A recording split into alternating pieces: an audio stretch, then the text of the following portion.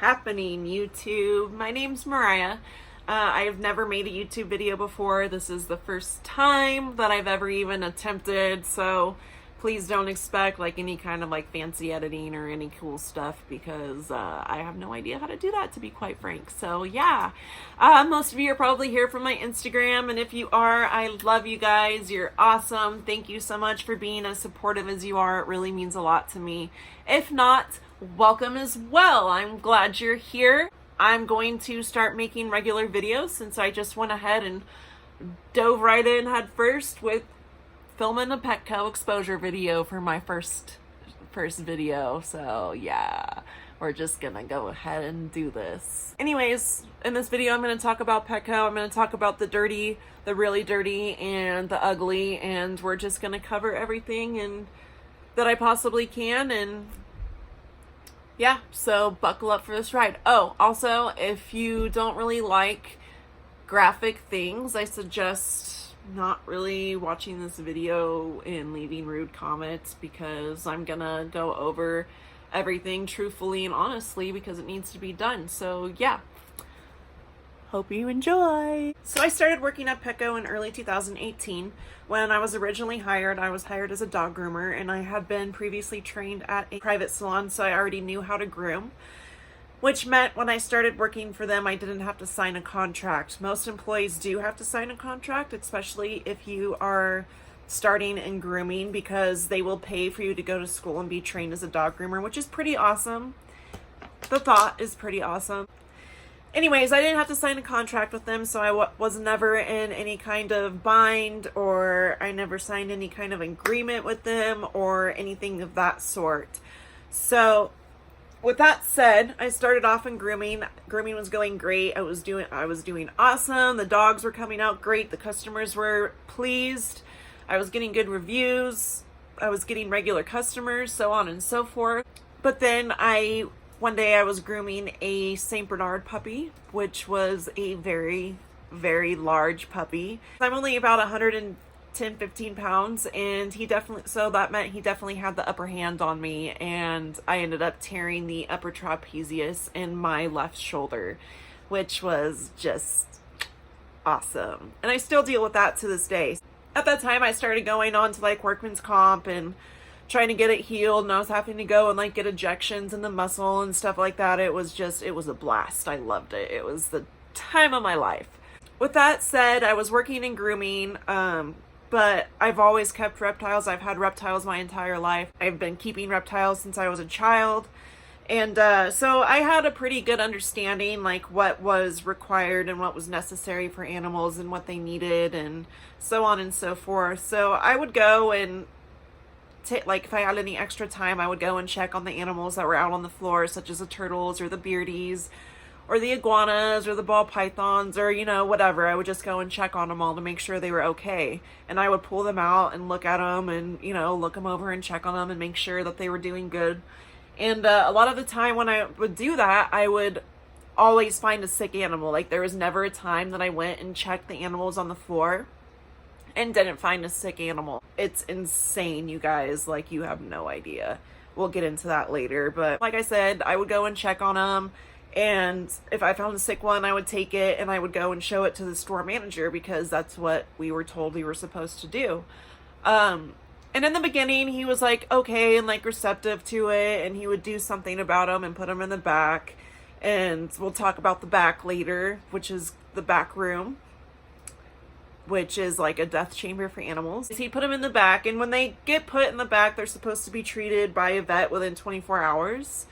But because the store that I worked at was a small store, that didn't always happen, so they would try to figure it out, I guess. Which meant the animal just sat back there and suffered.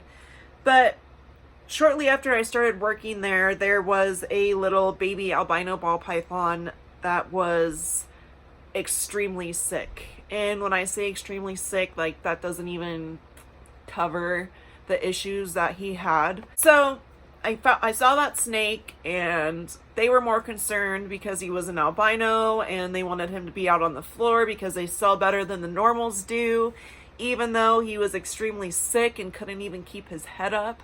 And they were doing everything they can to try to sell the animal, while I, in the background, was doing everything I possibly can to save the animal instead of sell the animal. So fast forward a little bit, I did nothing but just nag and bitch and complain and call corporate and do everything I possibly could to get my hands on this snake. And eventually I succeeded and I won, and I was able to take him home. And at that point started the intensive veterinary care. I live about 45 minutes away from the nearest exotic vet, and which meant I was driving to 45 minutes away twice a week to get 4 TAS injections because he had a serious upper respiratory infection. He had parasites, he had scale rot, and he had mouth rot, and he was a mess. We're pretty sure there was even possibly more wrong with him than that, but we were trying to just treat the major things first. So I was driving him down 45 minutes away twice a week to get 4 TAS injections, and I ended up spending ballpark around like $600 to $700 trying to save that little snake's life, and in the end he ended up passing away. That's what happened with that. It was absolutely heartbreaking, and I'm still not over it to this day, but I don't want to talk about it too much because I'm going to start crying, and we don't want to do that. So yeah, moving on. So anyways, like I said, at this point I was still in workman's comp, and I would still have to go into Petco and like get my dogs food and stuff like that because they're both big boys, so they eat a lot of food. So I was having to go in there quite often still. And I knew a code, even though I was a dog groomer, because one of my coworkers gave me a code, so I was able to get into the reptile enclosures because I was the only one that checked on them. So I was given a code. Anyways, like when I go in and get dog food, like I'd check on animals and stuff like that. And one day I went in and there was a little albino Pac-Man frog that had a god-awful prolapse. And she was sitting in completely dry, dusty coconut fiber substrate, and it was really bad. Anyways, I picked her up, took her up to the front, in front of customers. I just have to throw that little bit of salt back up on the top. Anyways, went and talked to the manager with the animal, showed it to him, and he ended up putting her in the back. And when he put her in the back, they set her up with nothing but dry paper towels, a little tiny, they have these like flat little like bird dish things that they put carrots and broccoli and cabbage and all that stuff in for the birds to eat. I don't even know if that's good for birds because birds aren't my thing. They aren't my specialty. Anyways, little tiny bird food dish that isn't even deep enough for the Pac-Man frog to completely submerge herself, which I'm sure she would have really appreciated considering she had a prolapse. And then they had a spotlight, a heat lamp on top of this Pac-Man frog with a prolapse on nothing but dry paper towels. Now, for those of you that don't know, Pac-Man frogs are frogs, so you think it'd be common sense, that their skin needs to be wet, and they should definitely not be in a dry, heated enclosure, because that's like the best way to kill a Pac-Man if that's what you're trying to do. Which, personally, if you ask me, I truly honestly think that's what they were trying to do, because they could purchase Pac-Man frogs for like $5, right?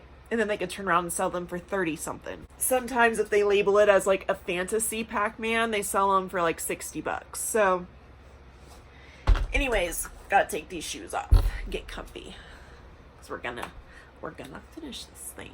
Anyways, they had a light on top of the enclosure, and I could actually show you exactly what kind of light they had. One of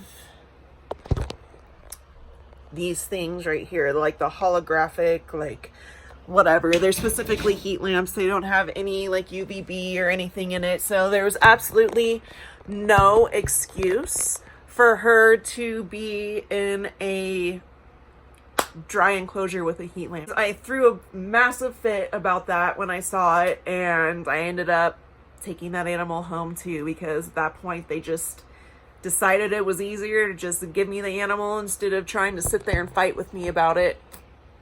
So yeah, that was the second animal that I rescued from Petco that was on her deathbed. I took the Pac-Man home, got her set up, made her a vet appointment, took her down the next day. She ended up getting an ointment, and I had to put the ointment on the prolapse and help work it back in and yada yada. So we fixed the prolapse. It wasn't bad enough that she needed a stitch, because sometimes they do need a stitch. So she ended up not having to need that, which was nice, because the prolapse ended up just healing, and she was eating regular, she was doing awesome, she was pooping normally, and it was all going great. And one day I came home from work and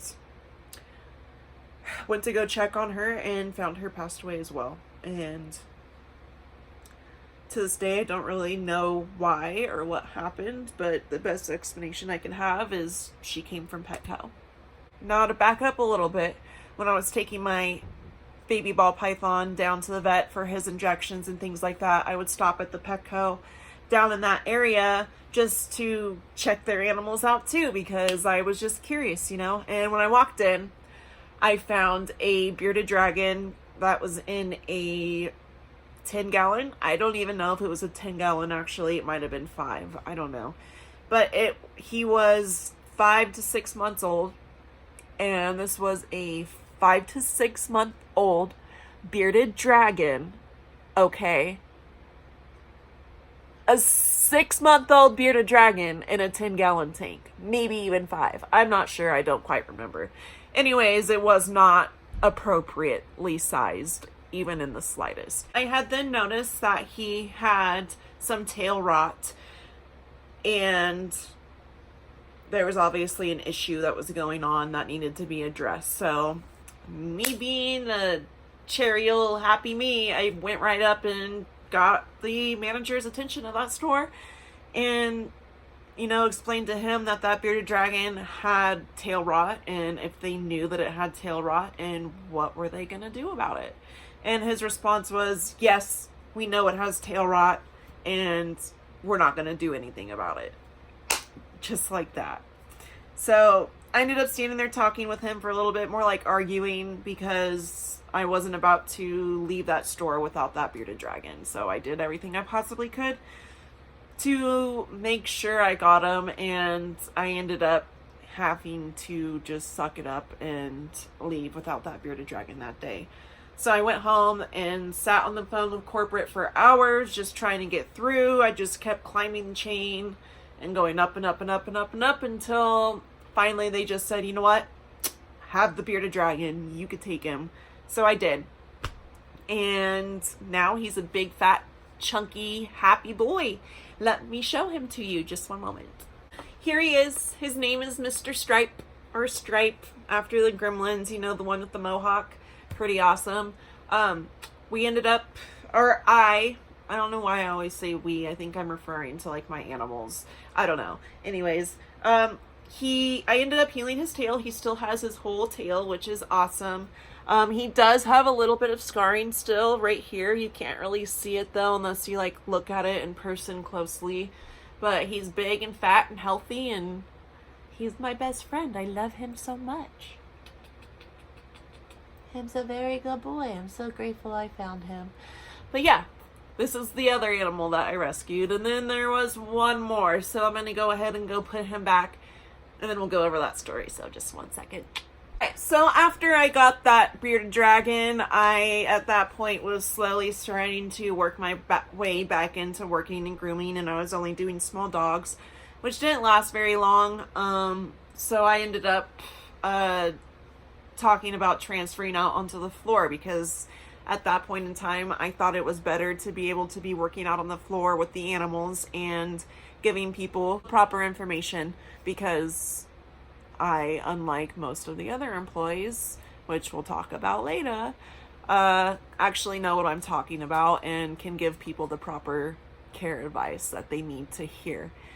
And the honest truth about the animals that they're going to be getting, because let's be honest here, reptiles live for a really long time and they're a really big commitment. Even if it's just a crested gecko or a leopard gecko, please do your research because they live for a very long time. So that's another big thing that we need to talk about because Petco employees just give people such bad advice. I was working my way to get back out on the floor, and eventually it happened. I started working out on the floor, and that's when I really saw what happens behind the scenes. That's when I really got the true depth of what happens at corporate pet stores. Now, with that being said, the last animal that I got from Petco as a rescue was a Chinese water dragon, and she when I discovered her, she was living in a 20-gallon long enclosure with 3 other water dragons, and none of them were sexed because nobody knows what they're doing and nobody knows how to sex reptiles. That works at Petco most of the time. And so they had all of these water dragons shoved in a tiny 20 long. It might be a little bit longer than that, but I don't think so.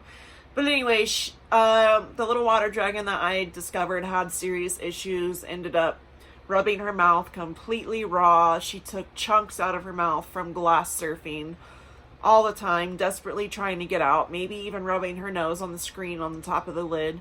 Who knows? But because she did that, she ended up getting an infection in where she rubbed her mouth. And then she also ended up getting an upper respiratory infection. And then she also had a parasite infection, which is most of the animals that come from Petco, 90% of the time, have a parasite problem. That is guaranteed. And the reason because of that is because of the breeders. So we'll talk about that in a minute. Anyways, she had a parasite problem, as well as her leg and her tail was broken. And my vet and I both believe that it was because she was slammed in an enclosure lid, because she was probably trying to jump out because she was living in a literal prison cell with 3 other roommates with nowhere to even eat or sleep or to poop, because it was just, oh my god, that's not, one Chinese water dragon should not even be in a 20 long, okay? That's not okay. And if you think that's okay, please, once again, do your research, because that's no 20 gallons for water dragons, please. All right.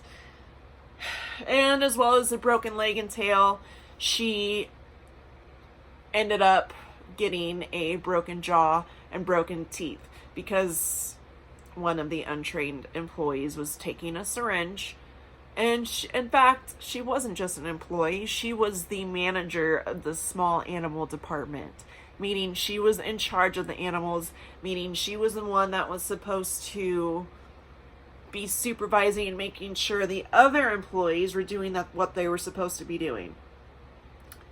And with that said, she was the one that took the syringe, drew up the antibiotics, got the water dragon, and just shoved the syringe in her mouth, resulting in her teeth being busted out and her jaw being broken because this untrained, uneducated, and I don't want to say uneducated as a general, uneducated in medicating animals. She had no idea what she was doing, and she was the one doing it. Resulting in my water dragon being completely deformed for the rest of her life.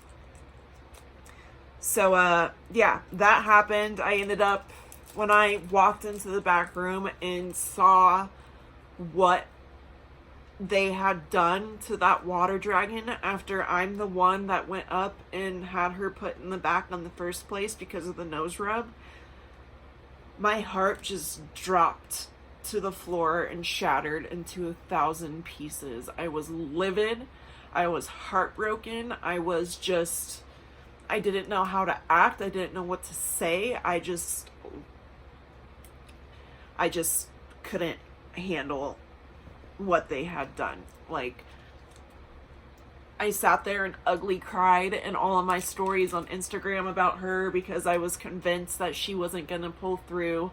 And that probably was because of my experience with the other animals that I had rescued. And I just was completely heartbroken and devastated. And I ended up going and complaining to corporate and making a big deal once again about that. So I'm sure Petco absolutely loves me. It's awesome.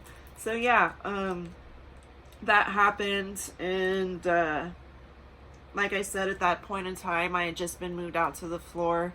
So what my job duties were really is I would get there in the morning and I would make the animals their salads. I would mist them down. I would change their waters.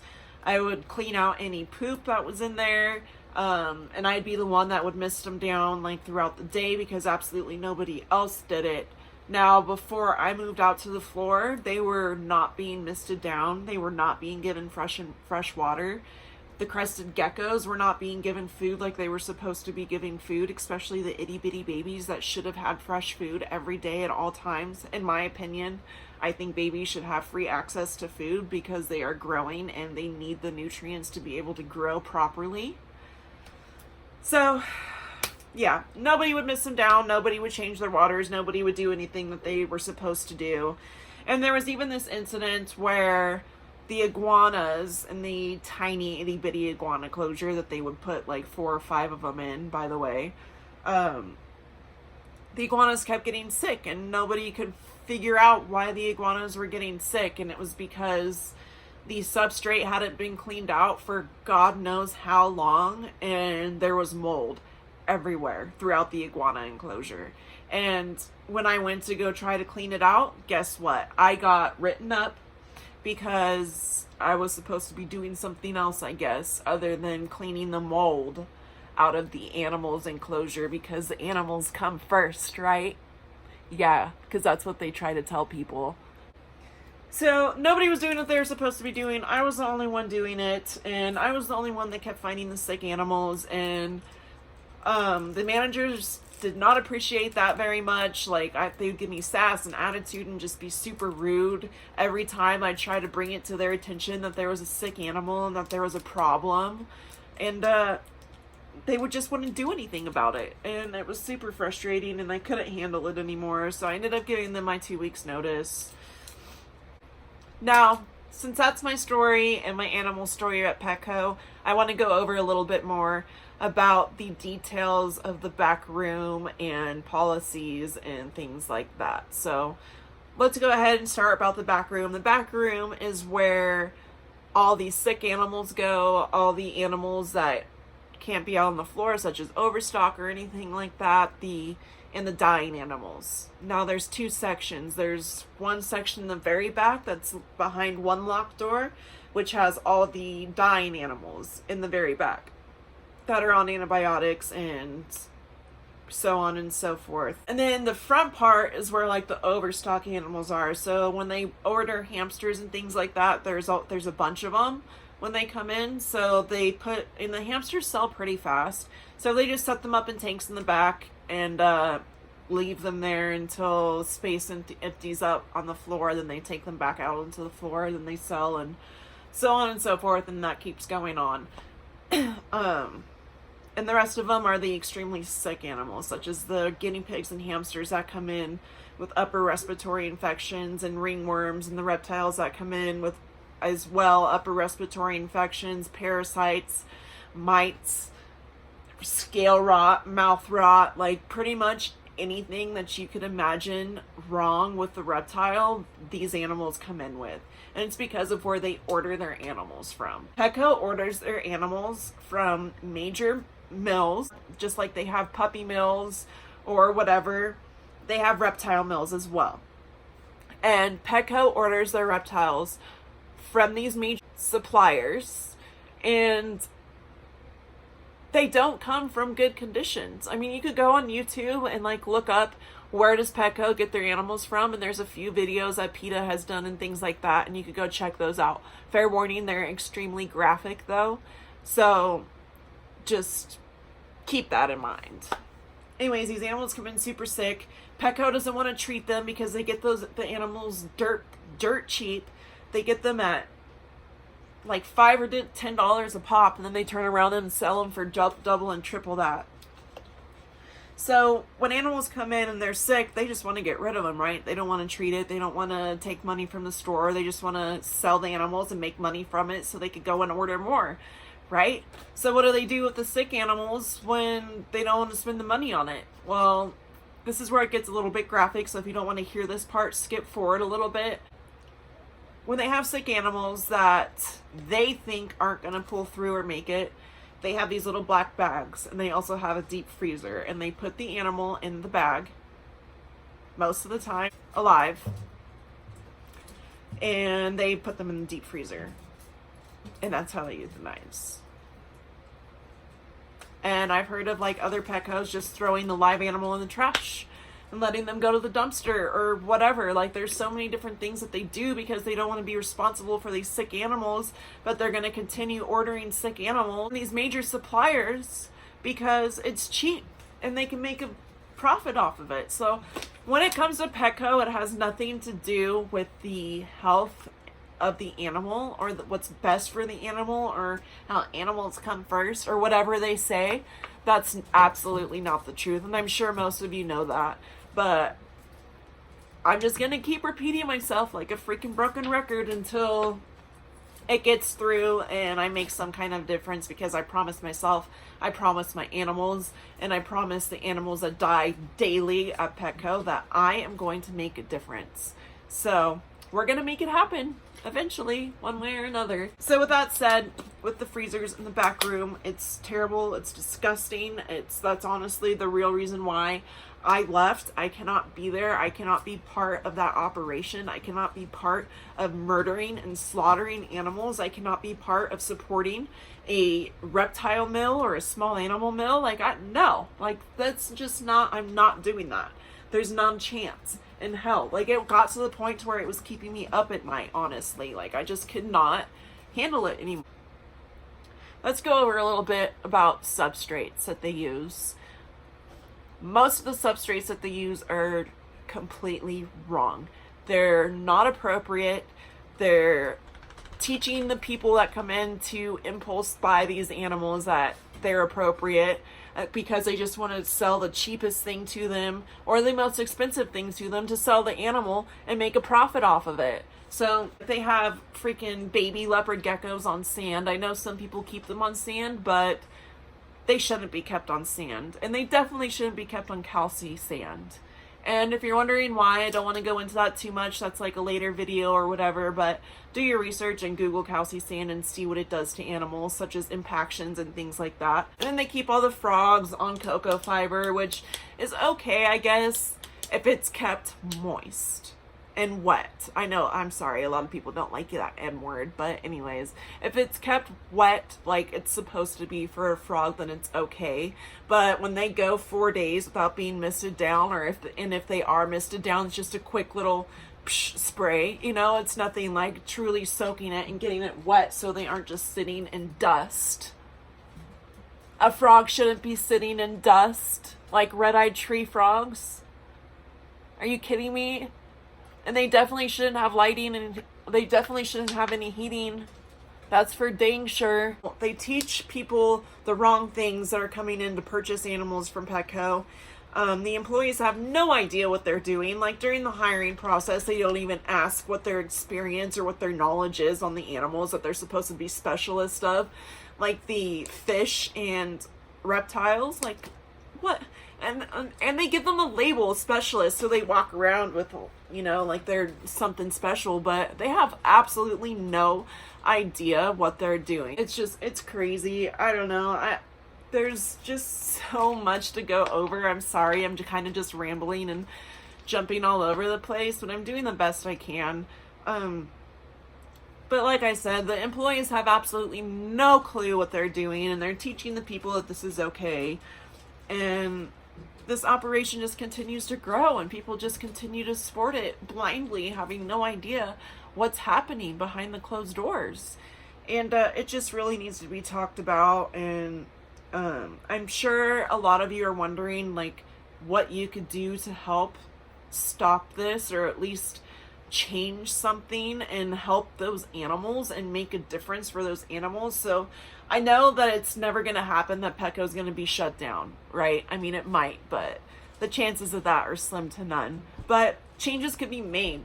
Policies could be changed. Lives could be saved. Proper care could be taught to the employees like they should be, so they could be giving the public the right information. So what you guys could do is, if you go into a Petco and you see that there's an animal in deplorable conditions, take a picture of that animal, go to the manager with it, make a big deal about it, all right? And then just get the hell out of there. Don't buy anything. And I'll talk about that in a second. Leave, come back a few days later. If the changes haven't been made, or if you notice the animal is still there, call corporate and make a big deal with them. Like, I know you're like, oh my God, that's so much. Like, why would I want to do all of that? Well, you'd want to do all of that because we need to make a difference and we need to help these animals. So, like, I can't do it all by myself. I need help. That's why I'm making this video. Like, guys, please, like, do your work too. With that being said, with the pictures and the corporate and of the animals in deplorable conditions, the other things that you could do is stop buying animals from Petco. Like, I know people are always going to buy animals from Petco. Like, that's just what's going to happen. But the more people that I could teach about Petco, maybe these animals will stop being purchased so regularly by so many people, because every time an animal is purchased, 3 more are. And even if the animal is sick and desperately needs help, please don't buy it just because it's sick and needs help. Because if you do, you're just supporting them, ordering more animals for them to mess those animals up too. You know what I'm saying? It's just a never-ending cycle. So you could go in there and rescue 100,000 million animals, and they'll just keep ordering them. It's just going to be a never-ending cycle, just continuing and continuing and continuing to happen. It's never going to end unless we stop buying those animals. And I'd like to see people try to limit going into Petco altogether, considering that every single penny that they go in there and spend goes, a little cut of it goes to ordering animals, and a little cut of that ordering animals goes to the suppliers. So we're supporting these reptile mills by going in and purchasing things at Petco, because it's a business in a whole. You know what I mean? And a lot of people go to Petco to purchase animals, and that needs to stop. Those animals are just going to keep dying. They're going to keep suffering, and they're just going to keep being murdered and slaughtered. And, you know, it's something has to be done about it. So thank you guys so much for tuning in today. If you like this video, go ahead and like and subscribe. And if you're feeling extra generous today, go ahead and give me a follow on Instagram. And I'm going to go ahead and tag that in the description of this video. So thank you guys very much. And again, sorry for rambling and jumping all over the place. I did the best I could. Hopefully it gets better, like, as time goes on, and I can figure out, like, how to do the cool edits and all that jazz. But yeah, thank you guys. See you next time.